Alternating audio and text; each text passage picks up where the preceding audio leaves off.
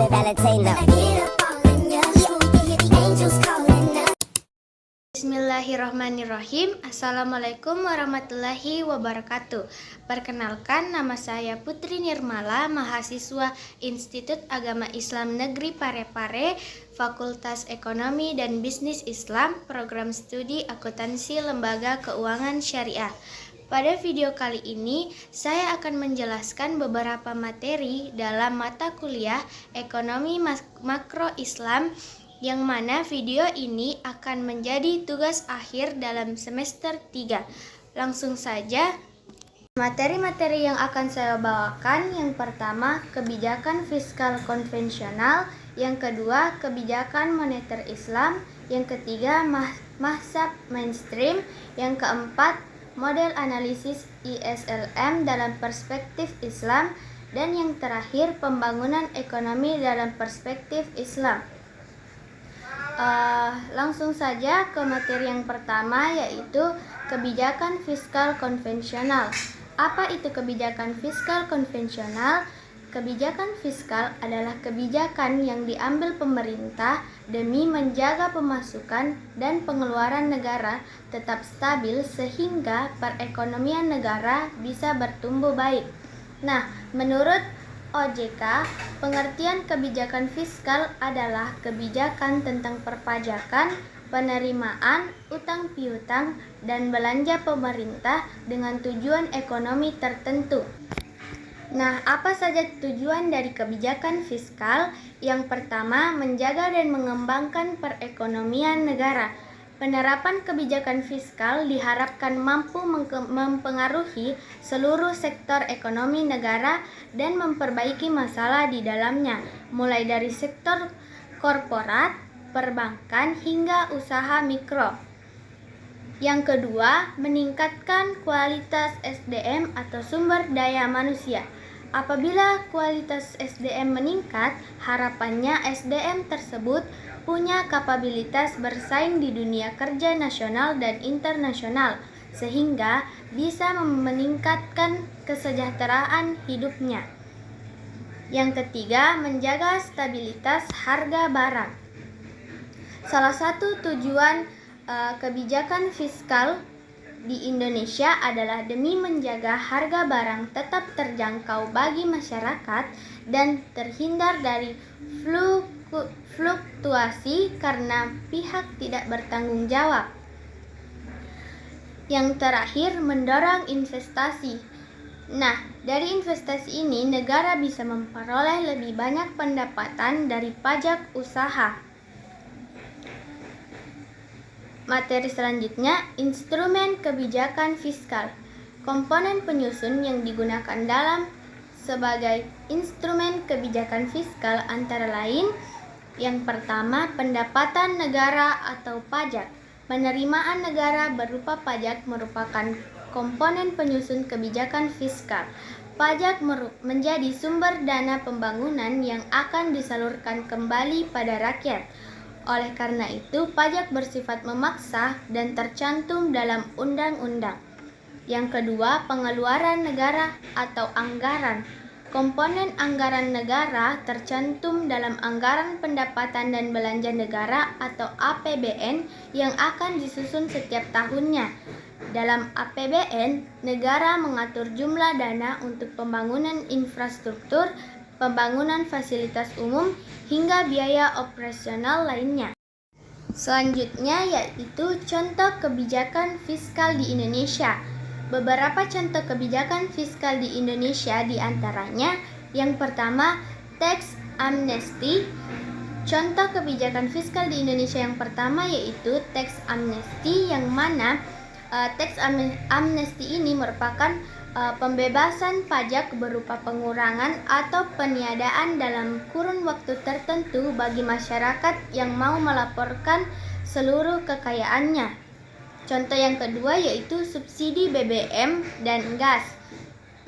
Contoh yang kedua ini merupakan tujuan kebijakan fiskal di bidang bahan bakar, yaitu memperlancar mobilitas dan transaksi ekonomi masyarakat.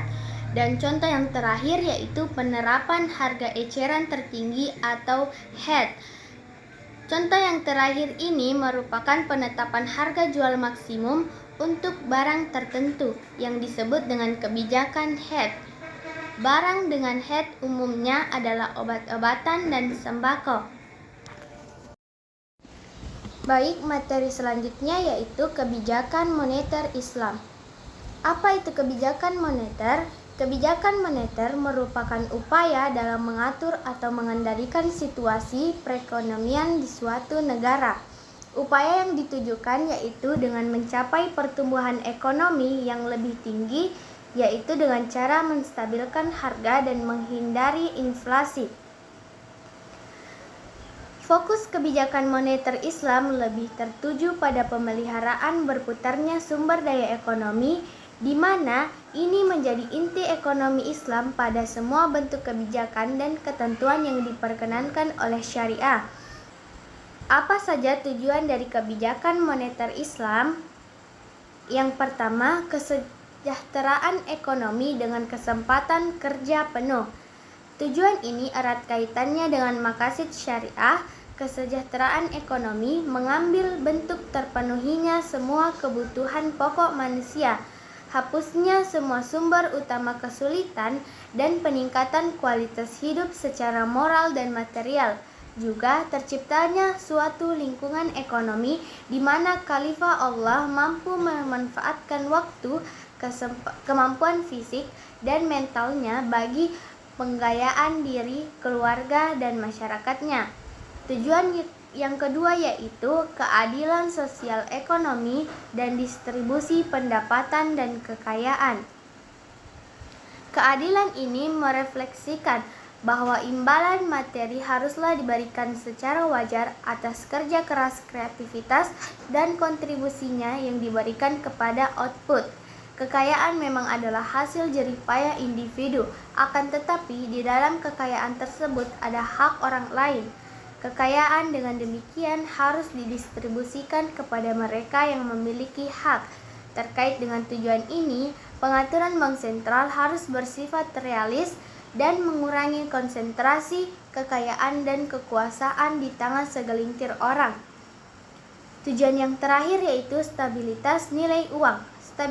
Stabilitas nilai uang mempunyai pengaruh besar terhadap kehidupan perekonomian, baik secara ideologi maupun praktek, karena uang menentukan nilai dan harga suatu barang dan jasa.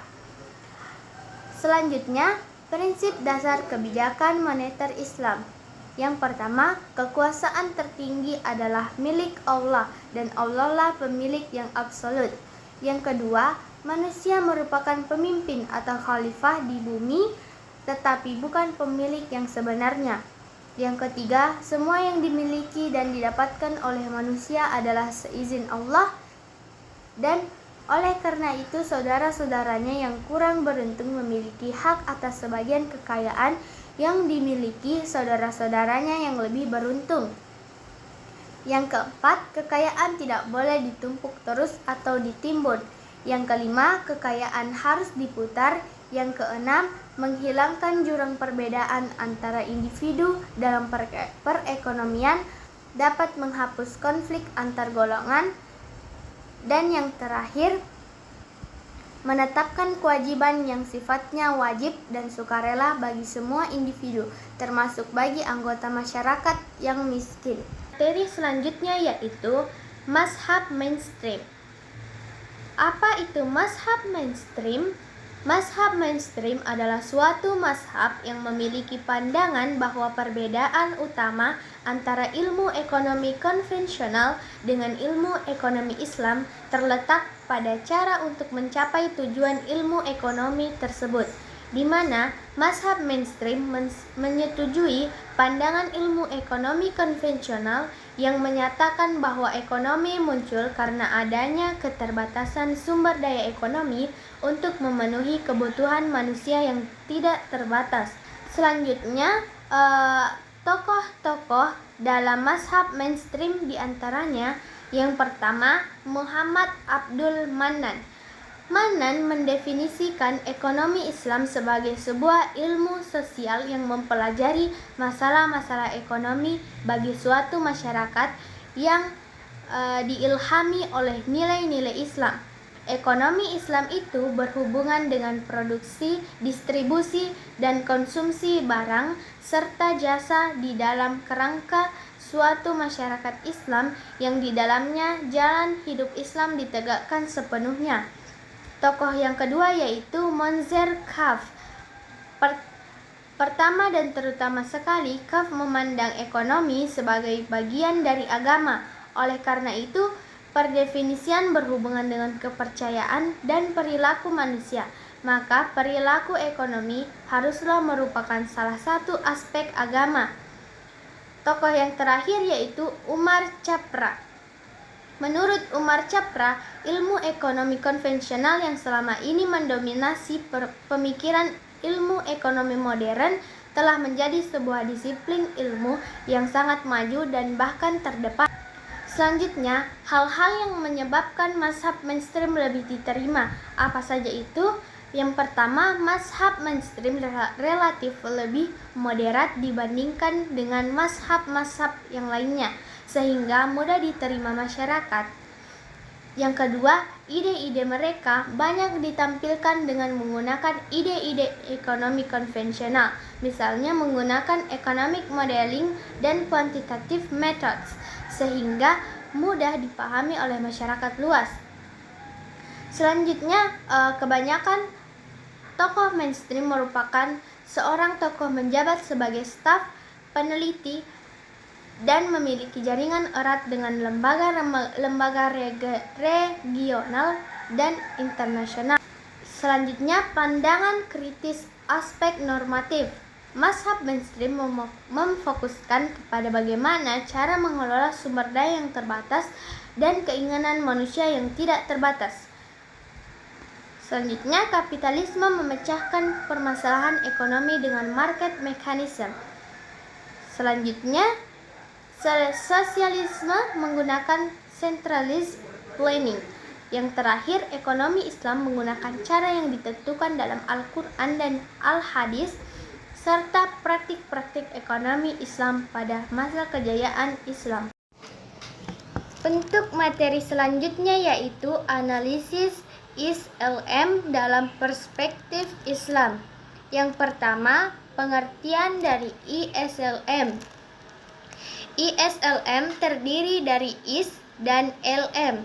IS adalah investment saving yang berarti pasar barang, sedangkan LM adalah liquidity money yang berarti pasar uang.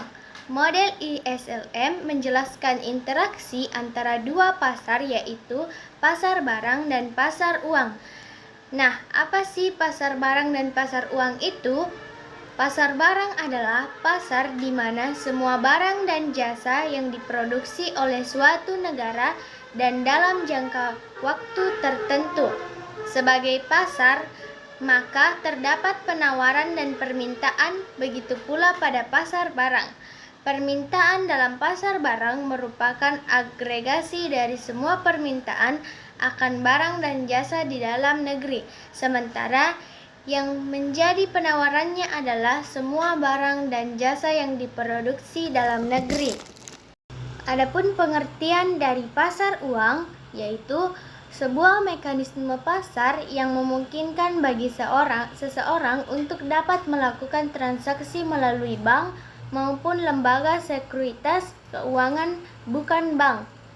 Pasar uang juga diartikan sebagai tempat bagi sebuah pihak atau perseorangan untuk dapat meminjam dana dengan tingkat bunga sebagai imbalan atau keuntungan yang ditawarkan kepada pemberi dana. Selanjutnya yaitu keseimbangan kurva ISLM.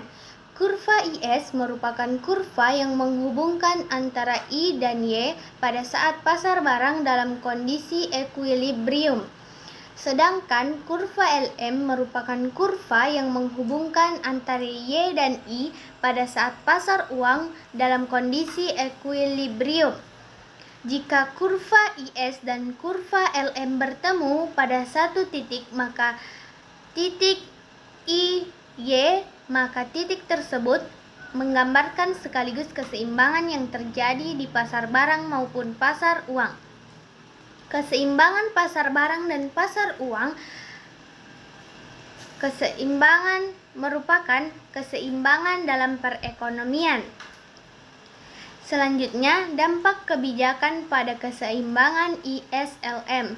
Jika pemerintah menerapkan kebijakan fiskal atau TG, maka perubahan ini hanya akan mengakibatkan perubahan di kurva IS, sedangkan kurva LM relatif tetap. Sedangkan jika bank sentral menerapkan kebijakan moneter, maka hal ini hanya akan mempengaruhi kurva LM, sedangkan kurva IS tetap. Jika pemerintah menerapkan kebijakan campuran, yaitu kebijakan fiskal dan moneter, maka akan terjadi pergeseran kurva IS maupun kurva LM. Yang pertama, kebijakan fiskal. Perubahan pengeluaran pemerintah dapat ditinjau dari dua perspektif, yaitu peningkatan pengeluaran pemerintah atau penurunan pengeluaran pemerintah. Tetapi kedua-duanya berdampak pada pergeseran kurva keseimbangan pasar barang IS. Jika pengeluaran pemerintah mengalami kenaikan, maka kurva IS bergeser ke atas, berdampak pada kenaikan tingkat suku bunga, begitu juga income naik, begitu juga sebaliknya. Selain pengeluaran pemerintah atau G, kebijakan fiskal dapat pula berupa perubahan kebijakan perpajakan. Yang kedua, kebijakan moneter. Moneter biasanya terikat dengan kebijakan jumlah uang beredar atau money supply yang dilakukan oleh otoritas moneter, yang dalam hal ini bank sentral. Adanya kebijakan dalam bidang moneter berdampak pada pergeseran kurva LM. Selanjutnya, keseimbangan pasar barang dan pasar uang dalam perekonomian Islam. Antara pasar barang dan pasar uang dalam perekonomian Islam menurut Khan secara grafis direpresentasikan dengan terjadinya perpotongan antara kurva IS yang menggambarkan keseimbangan di pasar barang dengan kurva LM. Keseimbangan di pasar uang, perpotongan antara kedua kurva ini menunjukkan tingkat bagi hasil atau rasio profit sharing dengan pendapatan nasional. Bedanya dengan keseimbangan kurva ISLM konvensional adalah keberadaannya yang menggantikan suku bunga atau I. Selanjutnya yaitu materi yang terakhir, pembangunan ekonomi dalam perspektif Islam. Pembangunan ekonomi dalam perspektif Islam adalah pembangunan manusia secara utuh, bukan sekedar kebutuhan jasmani, tetapi lebih dari itu adalah pembangunan mental spiritual. Pembangunan ekonomi dapat dilihat dari berbagai sudut pandang. Dalam pandangan ekonomi Islam, modal utama pembangunan ekonomi adalah sumber daya manusia yang berkarya dengan akhlak mulia, jujur, cerdas, kerja keras, dan inovatif. Pembangunan ekonomi difokuskan pada A. Kemaslahatan umat manusia dari kepunahan, B. Sumber daya manusia atau sumber daya manusia yang baik mencerminkan sumber pendapatan yang halal atau SPH. C. Menjaga dan memelihara ekosistem alam dari kerusakan, dan D. Pemanfaatan lahan secara maksimal dan membayar pajak kepada negara. Demikian pemaparan 5 materi dari saya dari mata kuliah Ekonomi Makro Islam. Semoga materi yang saya sampaikan dapat memberi manfaat kepada teman-teman yang menonton. Terima kasih telah menonton video saya. Lebih dan kurangnya mohon dimaafkan. Wassalamualaikum warahmatullahi wabarakatuh.